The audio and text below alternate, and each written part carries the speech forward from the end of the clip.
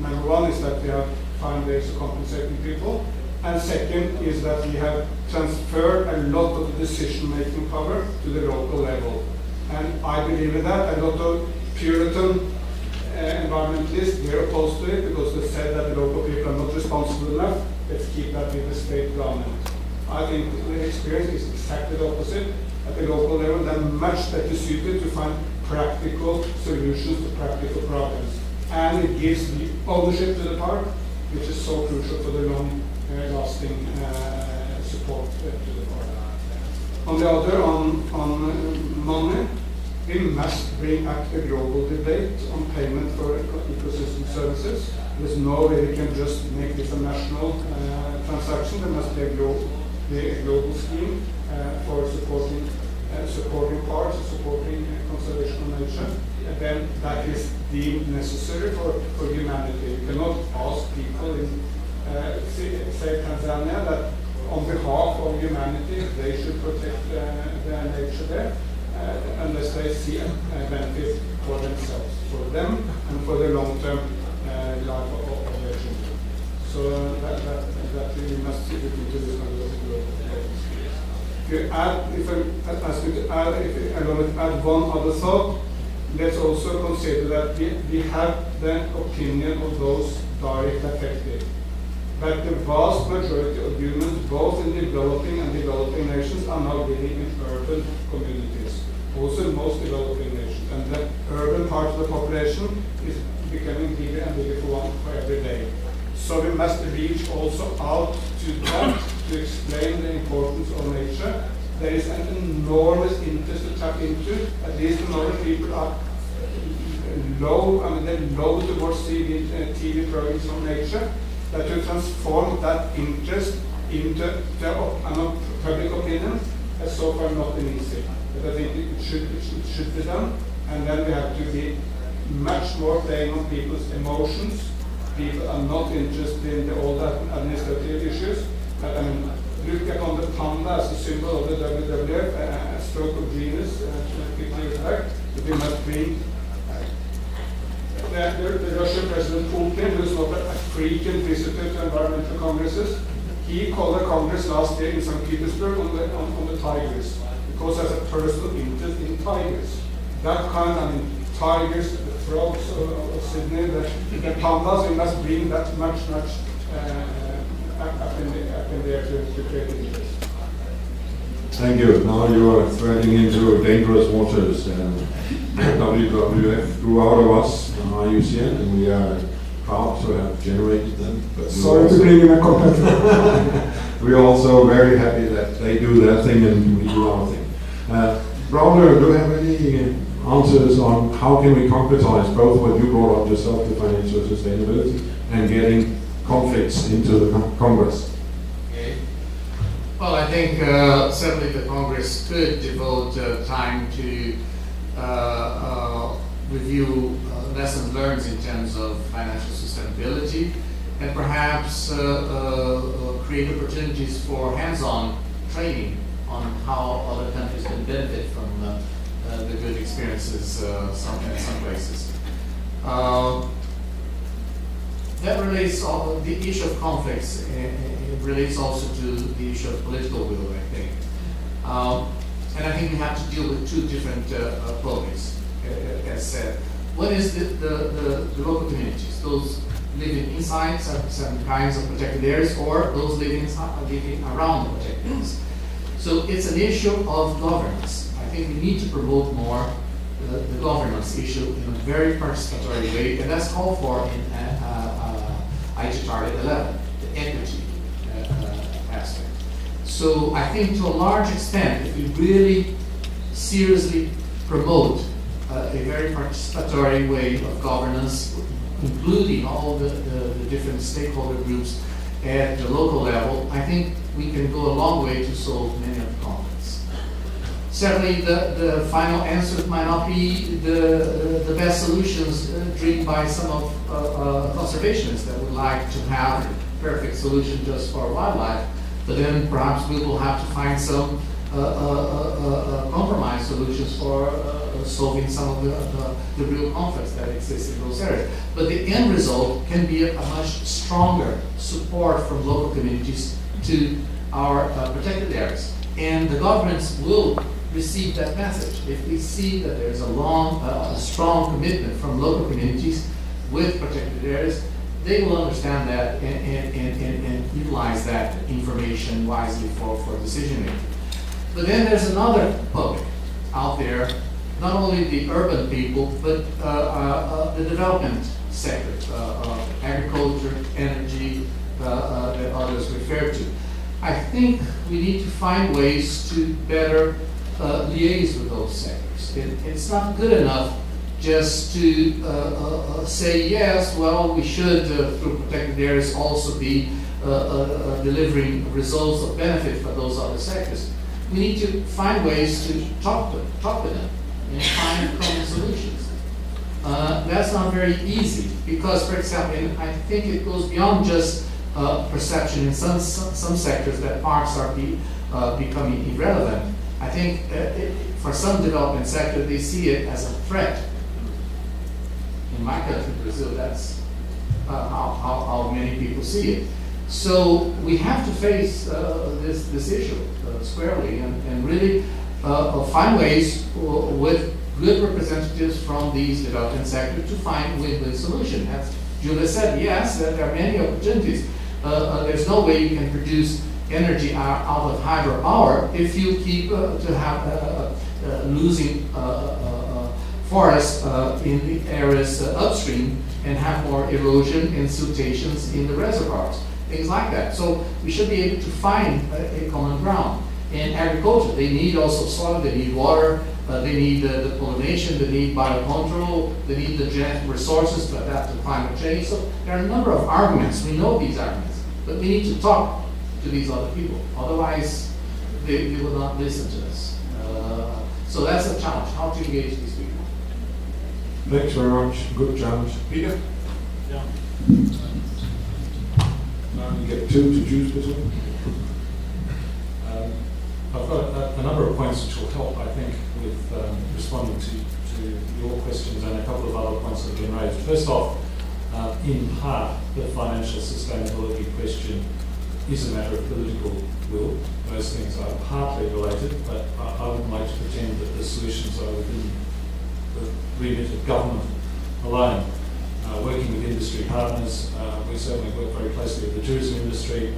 They're a significant source of income for us, as I imagine other park agencies, of course. But there are many more sectors of society that can make an economic contribution. I wouldn't like to see the conference having a sub-theme as it's all about money, though. I think it's, for me, a very important part of the message here to other sectors and to remind ourselves is that the world we live in and our future and the future of others is actually dependent on the natural world that we share. To me, that's just the kind of underlying theme of this, and that's the message we need to get across, is a recognition and awareness that there is a natural world out there, that is a real natural world, and we actually depend on it. And the future of our communities and our families and our economies depends on that natural world. We need that heart and soul at this meeting. Coming back to how we do that, though, and actually first of all, reconciling development challenges, we have that thing there very specifically for exactly that purpose that you raised. I think we do need to bring either case studies where that has worked, or perhaps workshop ones where it's still yet to be solved. I had some great conversations earlier this week with Taholo Kami, which reminds me, of course, to say that this is the first time the Parks Congress has been in the Oceania region, and of course Taholo and our colleagues in the South Pacific are close collaborators and therefore need to be close collaborators in this, and Taholo sits on the International Steering Committee for the Congress. Taholo is the regional director of IUCN. Thank you. And Taholo's already got lots of ideas about how protected areas can help solve some of the development challenges in the Pacific. So I think we've already got some possible live case studies. Coming to the question of training and capacity building, absolutely. I mean, in that left-hand third there about particularly achieving conservation results. Of course, we have to work faster, harder, smarter, more sustained, in a more sustained effort. And a lot of that is about those skills and the resources that we need to do that. Only at the beginning of these conversations, but absolutely we do not want to stage the World Parks Congress without leaving a legacy. Not the legacy of having had a good conference and exchanged lots of views, but something that actually endures, and its primary focus should be about how we sustain that effort in building capacity, building skills, exchanging experiences. I've just begun conversations, I think, with UNDP and GEF, and I think there's some great opportunities there. If we shape that, we've got 2 years to try to assemble that.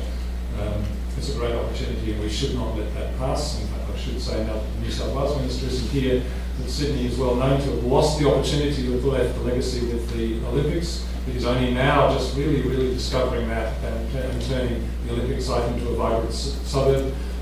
We don't want to wait for 10 years to leave a legacy. We need to be planning it and implementing it as we come into 2014. The other thing is just about diversifying who's there. Alan Lateral and I were talking yesterday, why don't the park CEOs bring a business leader with them? Why don't those of you who are going to come bring a young person with you? Bring someone from the health sector. Bring someone who you wouldn't expect to have at the Parks Congress. We need to shape a program where they will feel excited, inspired, and change their thinking and change the world that they operate in. And I think that will be vital. If we can do that, I'll be very excited.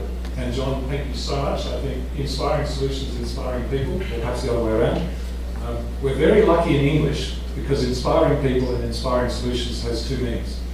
It's about inspiring people, and it's also about people who inspire and solutions that inspire. I think it's a really nice set of words, and I think we need to work around those four dimensions, if you like: inspiring solutions, creating solutions, and inspiring people, and bringing inspired people together. Thank you very much. I wonder how our good interpreters translated that. John, you next. They just said inspiring over and over and over again. I agree with the whole line here. I don't have much to add other than I think that both with the Peter indicated that financial stability, sustainability, and political will are closely linked. You know, the challenge we have is that we're in the perpetuity business. I mean, that's what we do. But both financial incentives and political incentives tend to be short term, and the drivers are always within the lifespan or the political life of whoever is in charge at the time. And reconciling those two differences between a long-term objective, long-term sustainability, and the short-term drivers is really the critical component we have to focus on. We have to be better, and that's why I think businesses want to be sustainable, and we want to have sustainable health, and we need to bring those desires together into this Congress and really link them. And I think Peter's suggestion of inviting someone that you would not normally think of that would want to come to this kind of thing. You do have this fantastic venue, Australia, Sydney, that they would probably want to come. I think it's a great idea. Thanks. And Maxwell, 20 minutes. Thank you very much.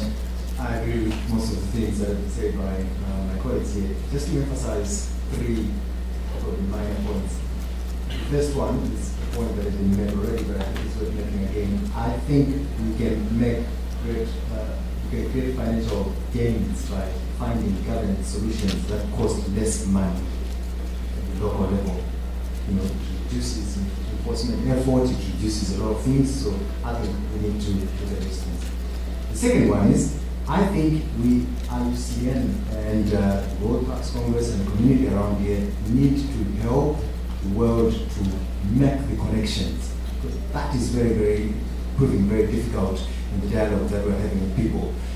My colleagues from Kenya will probably agree with me that tourism contributes about sometimes second or third in terms of contributions to the economy of Kenya.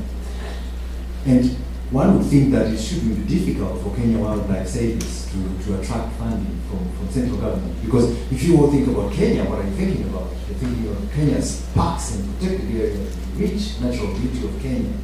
But it doesn't translate into the political discussions that go on at the budget table when this is happening. And I mean, I'm just using Kenya here as an example. I think it happens across our countries.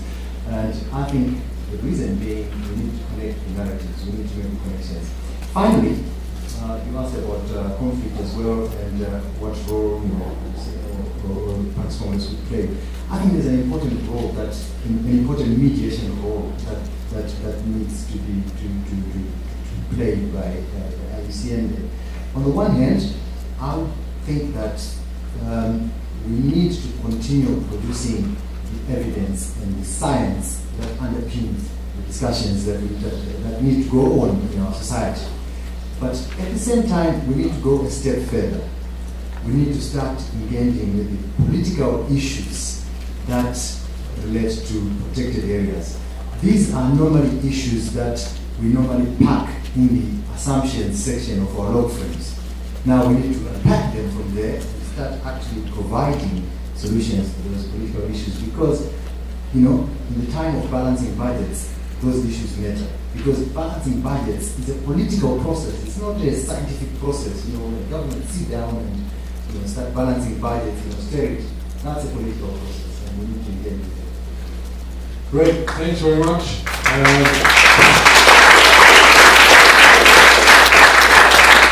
We haven't finished all, we still have 10 minutes. So what I would like to is just open for some comments or questions from you, and then we'll see whether we have time to ask the panel to answer some of them. Yes, go ahead.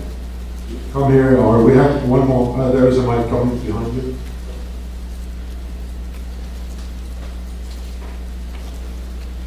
Thank you. Okay. Is it working? Can we have some assistance in making it work?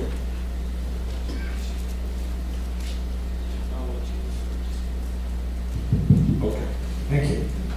So my name is Antonio Machado. I used to work for the parks in Spain. Thereafter I changed working with politicians. So I try to bring the view from the outside and to face a problem that I already noticed in the Park Congress in Venezuela, and I think it's still there. And when we speak about parks, we use that term, but we are speaking of protected areas. And as parkers, we know the whole scenario, from the very strict ones to all the categories. But politicians, when you speak to them, they just grasp one of these categories. It may be a very strict one, or maybe just a protecting landscape, which is very different. And when we speak in all this scenario, we are putting all them in the same pot, but everyone is understanding a different story.